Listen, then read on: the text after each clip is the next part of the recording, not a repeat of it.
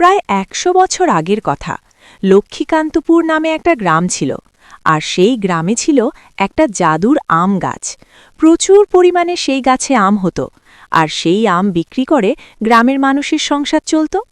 একদিন হঠাৎ সেই আম গাছটা মারা গেছে। সেই গাছের পাশ দিয়ে হেঁটে যাচ্ছিল রোহান। হঠাৎ তার চোখে পড়ল গাছটা। আরে, জাদুর আম গাছটা তো মারা গেল। এখন কি হবে? কি খেয়ে বেঁচে থাকবে এখন আমরা? এই গাছটাই ছিল তো পুরো গ্রামের মানুষের জীবন জীবিকা। এখন সবার সংসার চলবে কি করে? এই কথা বলার পরে রোহান বাড়ি চলে গেল। আশ্চর্যের বিষয় হল, হঠাৎ আম গাছটা কিভাবে মরল। রোহান বাড়িতে গিয়ে তার বাবাকে বলল, বাবা, বাবা, সর্বনাশ হয়ে গেছে আমাদের গ্রামবাসীদের। কেন, কি হয়েছে রুহান? বল আমার সাথে। বাবা, আমাদের গ্রামের যে জাদুর আম গাছটা ছিল না, আজকে ওর সামনে দিয়ে আসছিলাম, হঠাৎ দেখলাম গাছটা মারা গেছে। হায় আল্লাহ, এখন আমাদের কি হবে? আম গাছটার জন্যই তো আমাদের সংসার চলত। চল গিয়ে কথাটা গ্রামের মানুষদেরকে বলি। এই বলে রোহান আর রোহানের বাবা দুজনাই গ্রামের দিকে রওনা দিল, বশির চাচার বাড়ির দিকে। যেতে যেতে হঠাৎ দুজনার দেখা হয়ে গেল বশির চাচার সাথে। বশির চাচা, সর্বনাশ হয়ে গেল। জাদুর যে আম গাছটা ছিল আমাদের গ্রামে, সেই আম গাছটা হঠাৎ মারা গেছে। এখন আমাদের সংসার চলবে কি করে বশির চাচা? তুই কি পাগল হয়ে গেছিস? আমি কালকে গিয়ে দেখলাম জাদুর আম গাছ বেঁচে আছে, আর আজকে জাদুর আম গাছ মারা গেল। আর যদি সত্যি গাছটা মারা গিয়েই থাকে, তো আমাদের গ্রামটা চলবে কি করে? হ্যাঁ দাদু, গাছটা সত্যিই মারা গেছে।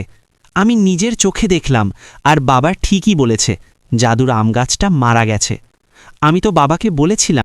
বশির কাকা রোহান আর রোহানের বাবার কথা শুনে চলে গেল জাদুর আম গাছটা দেখতে। আর সত্যি আশ্চর্য হবার কথা, গাছটা একদিন আগেও বেঁচে ছিল। হঠাৎ গাছটা কিভাবে মারা গেল? কিছুক্ষণ হাঁটতে হাঁটতে চলে গেল জাদুর গাছটার কাছে। আরে, জাদুর গাছটা তো দেখছি সত্যি মরে গেল।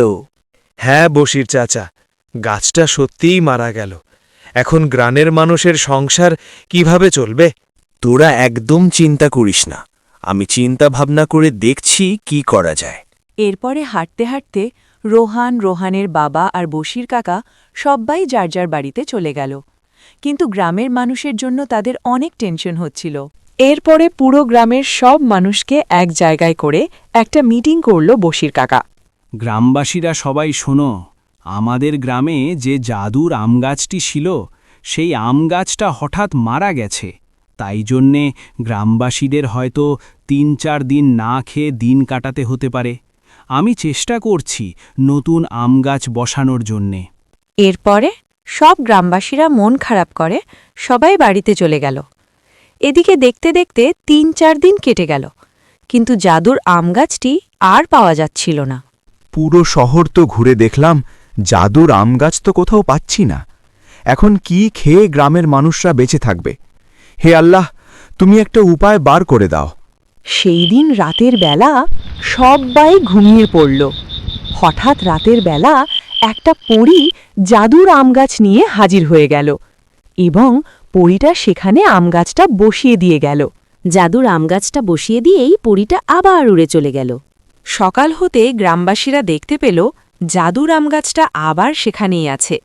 তারপর থেকে গ্রামবাসীরা সুখে শান্তিতে আম খেয়ে দিন কাটাতে লাগল, এবং এত আম হতো বিক্রি করে উঠতে পারত না। গ্রামবাসীরা এরপর থেকে লক্ষ্মীকান্তপুর গ্রাম অনেক ধনী হয়ে গেল, আর তাদের মধ্যে কোনো কষ্ট ছিল না।